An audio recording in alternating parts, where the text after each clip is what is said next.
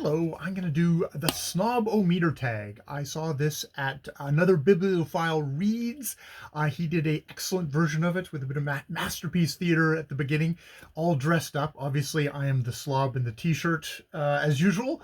This is a original tag created by Isaiah at That Reading Guy 28, and yeah, he came up with some interesting variations on the whole idea of book snobbery. Maybe kind of getting down to uh what you view reading as and how that influences how you view your own reading and other people's reading. So let's get into it. Number one, what, and by the way, this is a snob-o-meter, so I guess I'm after each question I should decide whether this makes me a snob or not, and then add up the total at the end so I can answer the final prompt. So prompt number one is, what is your definition of book snobbery? And I think, the thing that immediately comes to mind is snobbery is when you prejudge, a book or a whole category of books without having actually ever really experienced them in the first place. That could be, you're a dude, so you never read romance books, or you're an atheist, so you never read religious books, stuff like that. What I think is going to come up during this video is there's also just the question of what do you consider, what you define as the use of reading, and if you define the use of reading as strictly as maybe just strictly as literature, well, then anything that isn't literature, that doesn't fulfill the function of whatever that function is of elevating you, making you think about the great big questions in life, perhaps considering it's going to be a book that's timeless, that will echo throughout the ages. If a book doesn't fall into that category, well, then you're going to dismiss it as lesser than and judge it so. Which I think comes up in some of the questions that go forward from Isaiah. I watched his video. You should definitely watch his video. He is definitely somebody who is very much kind of literature focused, and I was struck by watching his video. That really brought up the idea of like, oh, well, you kind of consider reading for this purpose, and if it falls outside of this purpose, maybe then it's not going to, it won't measure up. And I think I'm guilty of that myself, which is why his video was so useful. So yeah, and that's my first one. I would say that puts me down as 1 for snobbery. So 1 out of 1 so far. Number 2, is there any genre or type of book you would never consider reading? Such as, would you ever read a romance? Or if you regularly read romance, would you ever try a science fiction novel? I sort of, my reading path definitely took me through tons and tons of science fiction. I still read science fiction. I still read fantasy. It actually has taken me, my general winding, trying everything kind of path. I have actually read a lot of romance books now, and quite enjoyed them. For the entertainment that they are. Yeah, I've really enjoyed. But is there genres that I would never consider reading? I mean, interestingly enough, probably something like business. I, for the most part, I don't think I would pick up. There's a lot of kind of, which is, I think it's interesting. Is that snobbery? It just feels like it wouldn't apply to me in a way. It's just like, this is a utilitarian book that is helping people build their brand, or want to become successful in business. And it's like, I don't have that ambition, so it's not kind of books that I would read. And I have to say, from the brief dips in or listening to other people talk about business books are constructed in a certain way that they're not, seems to me from an outside snobbish point of view, are not focusing on writing, are not focusing on kind of delving into stuff. They're very kind of utilitarian books. They're maybe coming from they're trying to, as Isaiah said, they're trying to sell you something. So it's not really something that I would, someone would have to say, oh, this, you have to read this business book because it's truly different. Or maybe I would read something like Dale Carnegie's, books. There's a certain kind of the height of the, like, you would try reading one representative of it, and then you just, nah, that would be about it. So yeah, I mean, there are definitely genres or type that I wouldn't read. And I guess that you could probably qualify that as snobbery. So I will put down a yes, 2 out of 2 for snobbery. Does erotica count as literature? I think that definitely that some erotica is certainly literature. That is, it has erotic elements in it. It's funny. I'm reading Alan Moore's The Lost Girls at the moment, which very much has a ton of erotic content. Is also a graphic novel. We'll get to that later in the questions. Alan Moore, Debbie Gibson being the artist there. It has a lot of erotic content, but it is also, I would qualify it as literature because it is not simply doing what a lot of erotica is there for, which is purpose driven. It is there to arouse and release. And while it has those elements in it, it also has kind of comments on society, on sexuality more widely, stuff like that. So yes, it does. I mean, now this is a question which maybe kind of tips. You can see where we're tipping into where maybe Isaiah's focus is. Is he seeing that worthy reading should be literature, whereas I could see that there's different purposes for reading, and one of those purposes can be to titillate, to arouse, and to release, and that is also a perfectly valid form of use for reading. There are many uses for reading, and one of the many aspects of our existence on this planet is our erotic side of ourselves. So I would actually say no.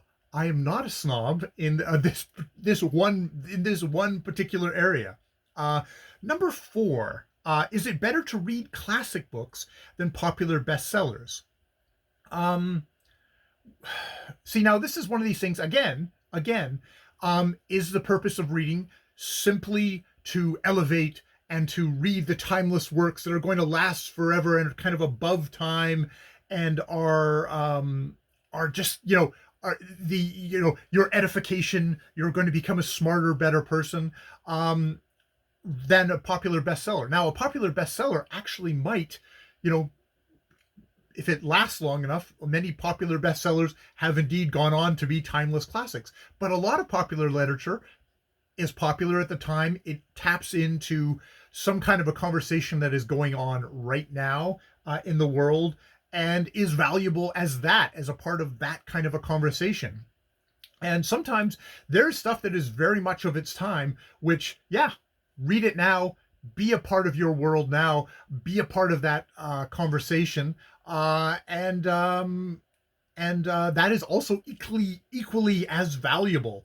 So if I can get that kind of, I don't read, I don't read a lot of popular bestsellers, but there's some stuff of like, okay, this is continually coming up on people's conversations, and there's some popular bestsellers which are well written and are entertaining and are not a waste of your time. There's some popular bestsellers you think, I can hear the plot synopsis and hear the general gist and be a part of that conversation enough that I don't need to waste my time reading a book which sounds like it's, gonna just hurt me to read, or I'm not gonna get anything more out of it than the plot synopsis. Whereas there's other ones where, like, oh, you want to get that experience and you want to get that, like, this taps into a part of our world right now, and it's a really good reflection of that. And so I would say it is. And also reading kind of what's going on now is, I think, a useful foil to have for literature. If you are simply in the highest literature, timeless literature, you don't have anything to bounce that off of like what's going on right now. I mean, you might say you're getting that from the countless videos and the countless movies and music that you're listening to, the all the bombardment of the world. This is your one escape, so I'm gonna reserve reading for that. But I I like a little bit of variety. I think variety is the spice of life, to use a fucking cliche. So yeah, I would say no, I'm not a snob on the snob-o-meter there. I think it's not better. It's a part of a healthy diet to read both. Number 5, have you ever bragged about reading a classic in order to sound smart? Uh, Probably yes. Probably yes. Though with like Isaiah, I would say for the most part, I'd be embarrassed to talk about what I'm reading, and because people would want me to like start talking about it in an intelligent way, and I would show myself off to be the dunderhead that I am. So I would say yes, I have. And yeah, I've also read Proust, not to brag in my video, as one of my great kind of joyful experiences. But I don't want to talk to anyone about that. I would be at loss for words. I would reveal my fundamental ignorance of the work that I really enjoyed reading. Okay, number 6. Do audiobooks count as reading? What about comic books or graphic novels? So, splitting it in half, audiobooks. I have really enjoyed listening to a lot of audiobooks. I find that I do try and I avoid readers who are sort of doing performances of works. I find that gets in the way of me trying to take in the text, but I find that is just it's an equally valid way of taking in my some books. It is different, yeah, it's different, but it I would count it as a form of reading. Now that said, I haven't actually listened to a hell of a lot of audiobooks lately. For some reason, I just got out of it, and I've been doing mostly reading. Reading is slower. Reading can be more meditative. And sometimes there's some books that I read, they're not literature, and it's fine that they're just kind of flowing past me, and I'm kind of just taking in the story in maybe a slightly more passive way. Slightly. I mean, I do actually think you can really engage uh, with literature through an audiobook form equally as well. It's just developing the skills. And the other half of this question is, what about comic books or graphic novels? I would definitely put comic books as another form of reading. Now this is a thing of like, okay, well, I think Isaiah puts off like, well, it's a different type of media. It's a different type of media, so perhaps it's not reading. But then I would say that this is where I would put like the distinction of a novel or short story that kind of reading is a totally different kind of reading than when I'm reading poetry. I find with poetry that a dense and difficult poem can take me as long to read as an entire short story or an entire novel. You can devote as much time. There's such a dense concentration of language and how each word is bouncing off of the others, and how it expands out, and you just open something and it just whoa, and it just cascades out, and you've got an entire world captured in maybe something that is only one page long. I think that is a very, very different way of reading. Does that mean that poetry reading doesn't count as reading because it's not the same as maybe reading a novel? No. And I would say that the visual language of a comic book is just another form of taking in meaning.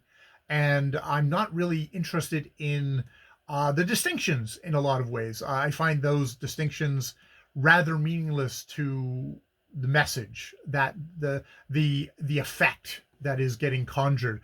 You're using different media, but it is what is reading, I guess, is what you can come down to here. Is reading simply taking in words on the page? Is reading just taking in those words through your ears? Is reading looking at a striking image in that in like the graphic novel Lost Girls that I mentioned earlier, that is so many, you're getting so much meaning there, that I think they all count as a form of reading. So I will say no, no. I will say yes, yes. I do count these as forms of reading. Number 7. Have you ever looked down at someone for reading a popular fluff book, a book with little substance to it? For example, a self-help book or celebrity memoir. I have judged people for what they've read. I think the most striking example that I have is like the joy. I mean, this is the thing of like, this is, ebooks are probably going to consume libraries for the most part, but the joy of going into someone's house and looking at their bookshelf.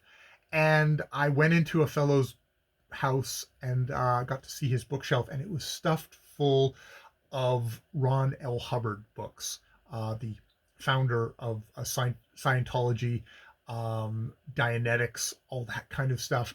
And yeah, I had a reaction. I had a judgmental reaction that put my hackles up, that made me question that person, or kept made me alert. Now, I'm not going to go into whether that was a correct assumption or not, whatever. But yes, I have definitely been guilty of looking down or looking aslant at someone, going, "Oh, this is the stuff." And especially like, it's like, okay, it's not just like one book; it's like multiple shelves of these books. Like, this is a center point of your life, and for as much as I believe that reading is important, is like how central it is in my life, I look at that and I think, oh Jesus, that's what is the center of your life. What does that say about you? So yeah, I am.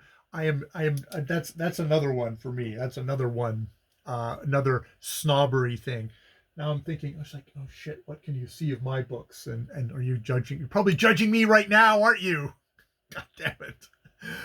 Okay, we'll go on to number 8.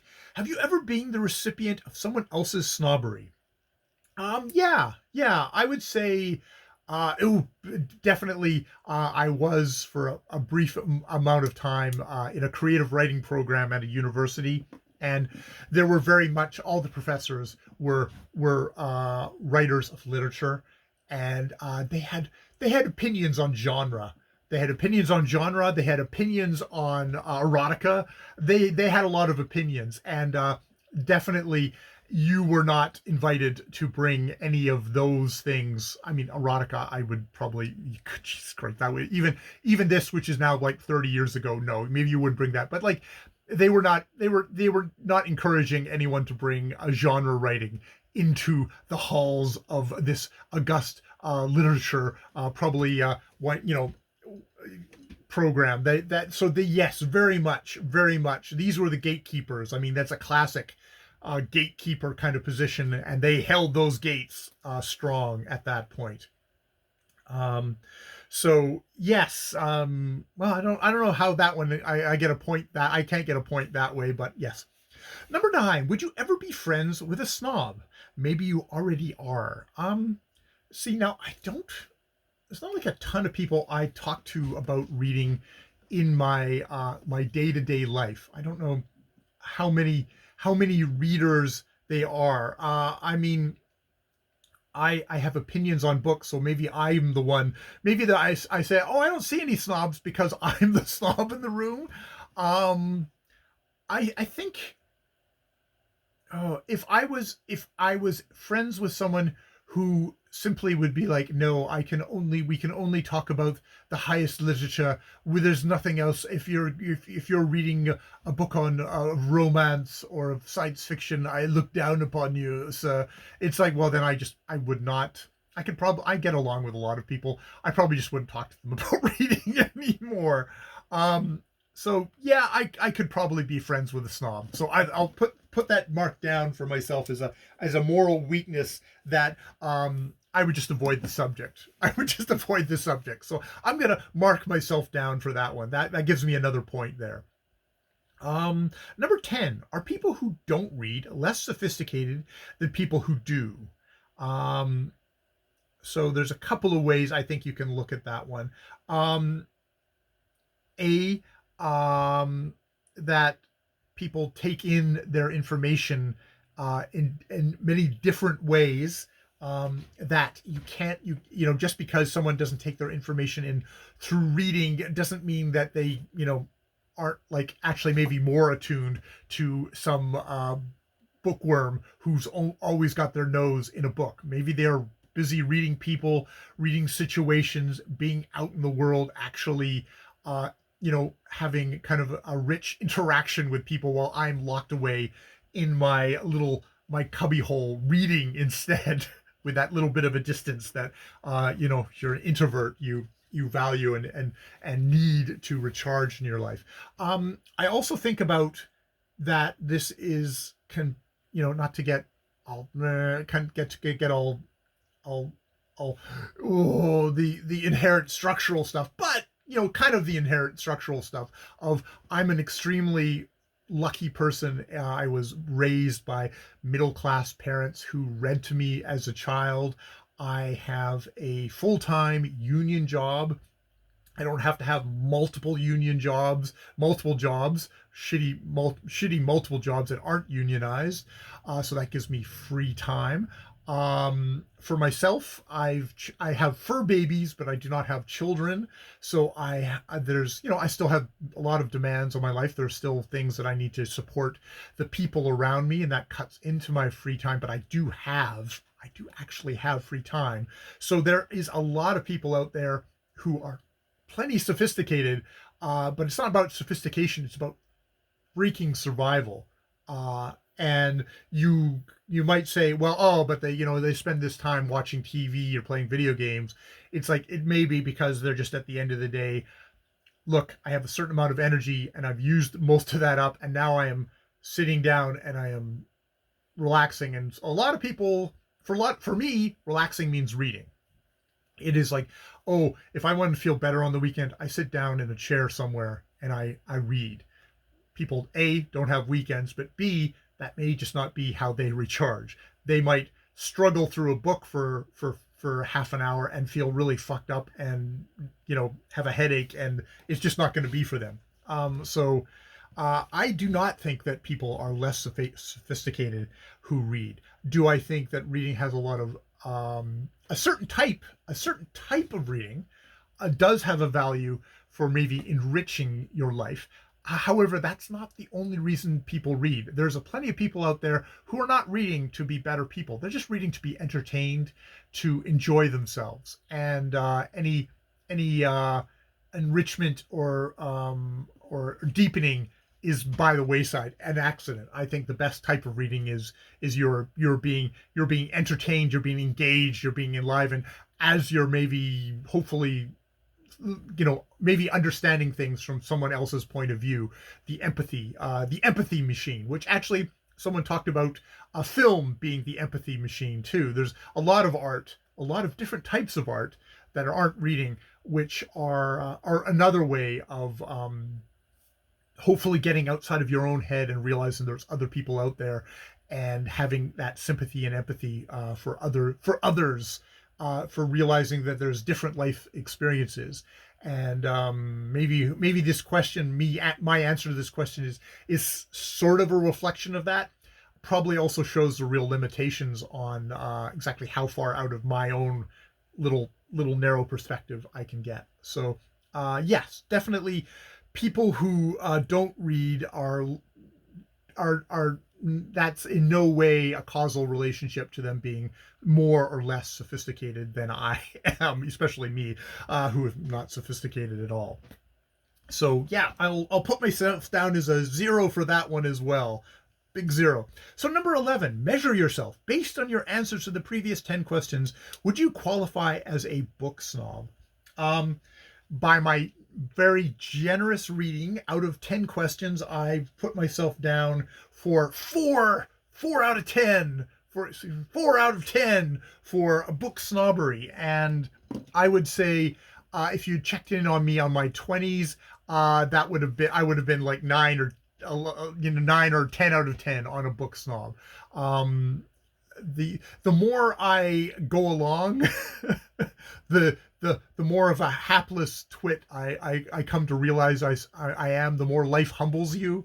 And I think that humbling is a good idea. I think growing older and becoming more and more confident is a good recipe for becoming more and more of a fossilized asshole. And I'd like to try and avoid that as I'm into my 50s and going further. So yeah, I'll put myself as a 4. Definitely past 8 or 9. So yes. And number 12, tag some people. I'll tag Joel Swagman, who did a extremely good video just recently talking about his experience of rereading Candide, which you should totally go and watch, because he makes the point of he read that book like 30 years ago when he was I think a sophomore in college, and he was struck by just like how little of this book that he remembered, which I was like, oh, I really vibed with that, of like, I've spent my entire life reading, but like I mentioned Proust earlier, it's like how much of Proust, of that entire whack of books over there, do I actually remember? I've got a feeling for parts of it, but like 99.999% of that book I have lost. And so it makes me question this whole project of literature is to build yourself up, and every single book is going to make you smarter and more sophisticated and enriched. When I have a strong suspicion that we're making a sandcastle, and that time is just washing away that sandcastle behind us, and that, well, somebody might just sort of at the end of their life stand and look down upon the great monument. I have a feeling that I'm just going to see a little lump there that I'm just barely out of the water still, just that bare out of the water. That said, I also, as I said in my comment to Joel, it's like, but I love the experience. I love being in the reading. I feel like if you're not enjoying the reading as you're doing it, then why are you doing it? Because I do think that the nature of the human of memory, stuff like that, it's just it flows away. Yes, there might be some kind of core structural things that have shaped me that I'm not even aware of. Maybe just kind of my habit of thought, my habit of engaging with work and kind of wanting to pick it apart has shaped me and made me who I am. So maybe I'm not completely just a dunderhead standing on top of a little lump with like the water just washing, and I'm frantically putting down more and more sand, more and more books to try and stand upon to kind of keep above the water. Eventually, we all sink down below. Eventually, we all become a part of the ocean. So yes, Joel, if you've gotten to this part in the video, I would love to hear your thoughts on book snobbery. All right, I will leave it there. Thank you, Isaiah. These were some really great, thoughtful questions that made me think, which is what I like using books for. Not everybody likes using books to think, but I every once in a while I do. Sometimes I just like books that hack slash or sexy. We all have our things. So yes, with all that said, thank you. More videos later.